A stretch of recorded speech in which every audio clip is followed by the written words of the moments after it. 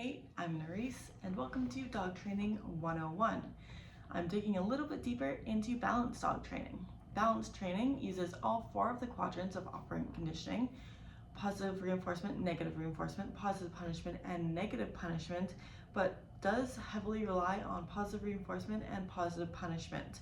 Negative reinforcement and negative punishment are used, but it's more so towards the positive reinforcement and positive punishment.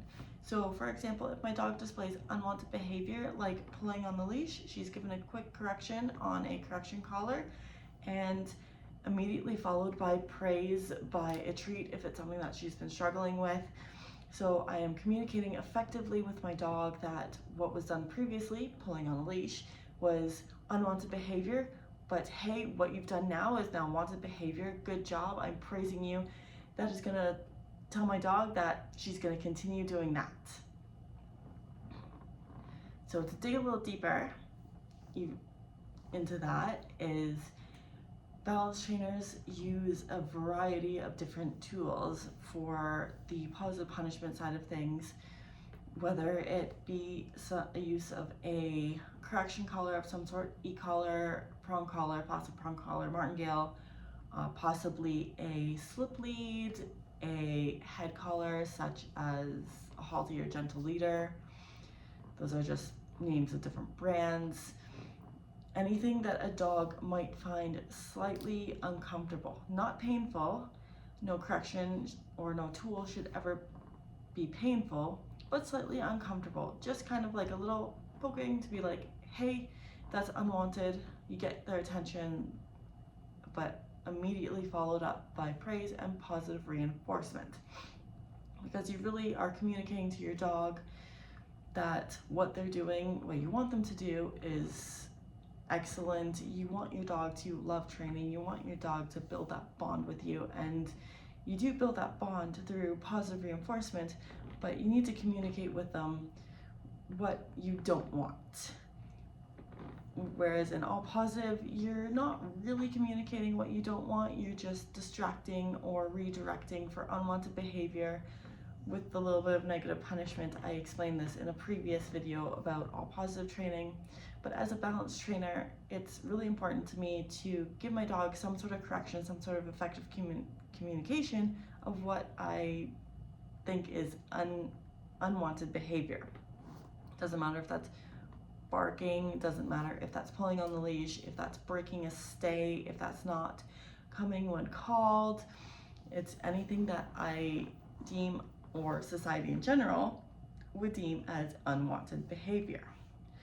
But like I mentioned, in order to reinforce that what is unwanted but what is wanted is followed up immediately by positive reinforcement, usually praise, sometimes pets, and if it's something that's been really struggled with or recall, you're using treats.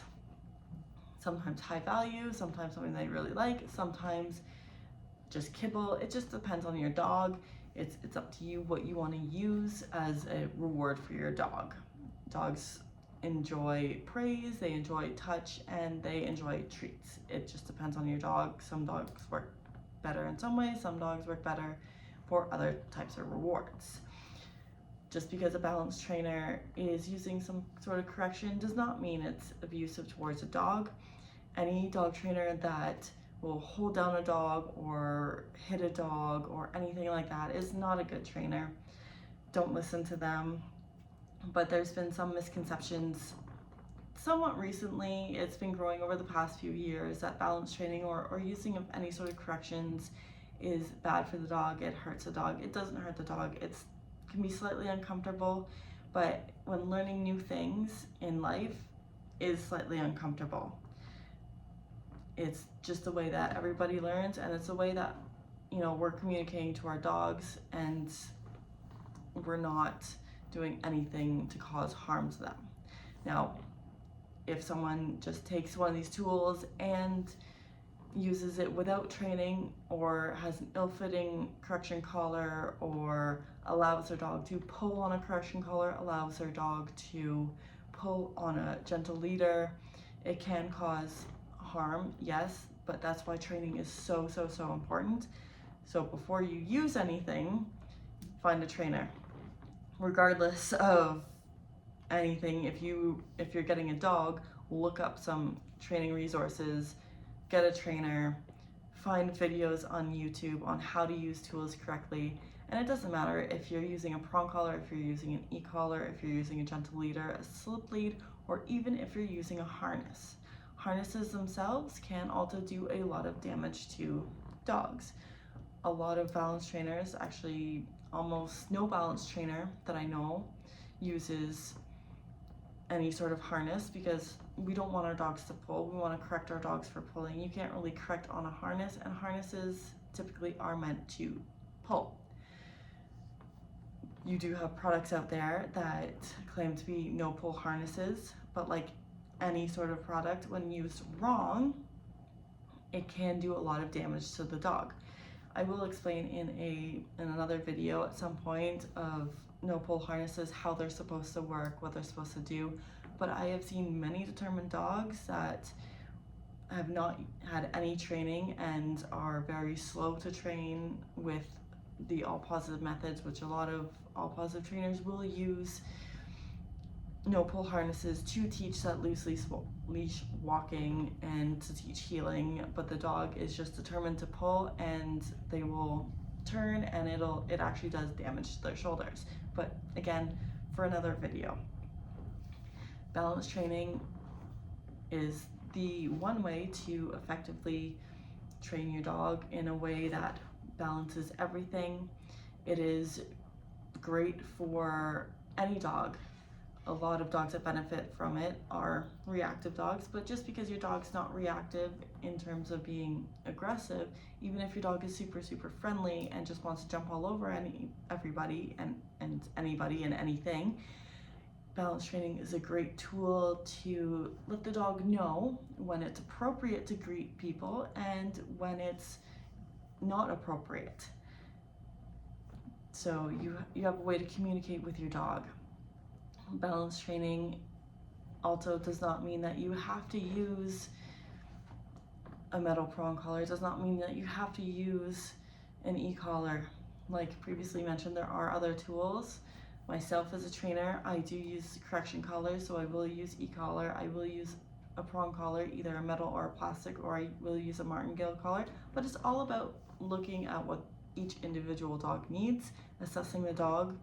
Sometimes you get it right the first try, sometimes you have to try it something different. It's that same way in all positive training as well, but I will use a correction collar of some sort to be able to communicate with the dog. And depending on the dog, it's also the level of correction that they get. Some dogs just need a tiny little pop of that collar, a pop of that leash to get their attention. Some dogs need a little bit harsher of a correction, but all corrections are immediately praised by telling the dog that they are a good boy or a good girl, giving them a treat, giving them pets, using that positive reinforcement, and letting them know that you're just communicating with them. You're telling them what you do not want them to do and what you do want them to do. So is balance training right for you and right for your dog? I would say it's right for any dog, but it's, like I mentioned in my posts and my video about all positive training, it's what you're comfortable with as a dog owner.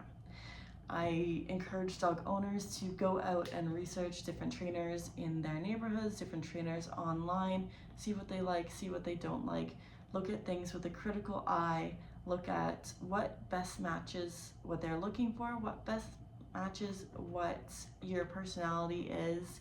You might surprise yourself.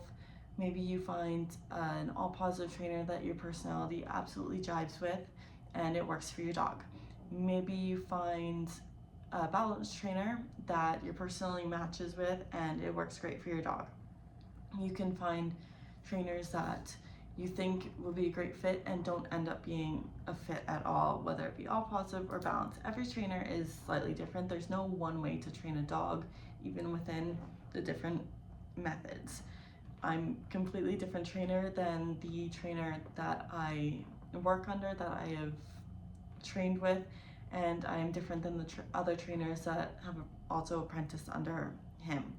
So it's all about finding a trainer that works with you, that works with your dog, that you can find a comfort level in, and that you know will be good for you and good for your dog, and different styles, no matter if it's all positive or balance.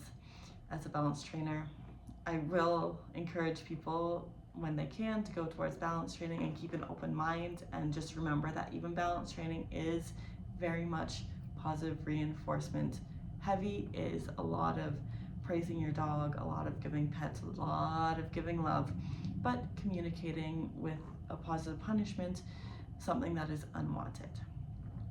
So I hope that was informative. I hope that anyone watching this who is a little bit skeptical about balance training understands that it's not, you know, only correcting your dog, that it is a lot of love, a lot of positivity, and that it's, you know, educated you a little bit if you weren't sure what it was, if you weren't sure if it was might be right for your dog. And see you next video. Bye.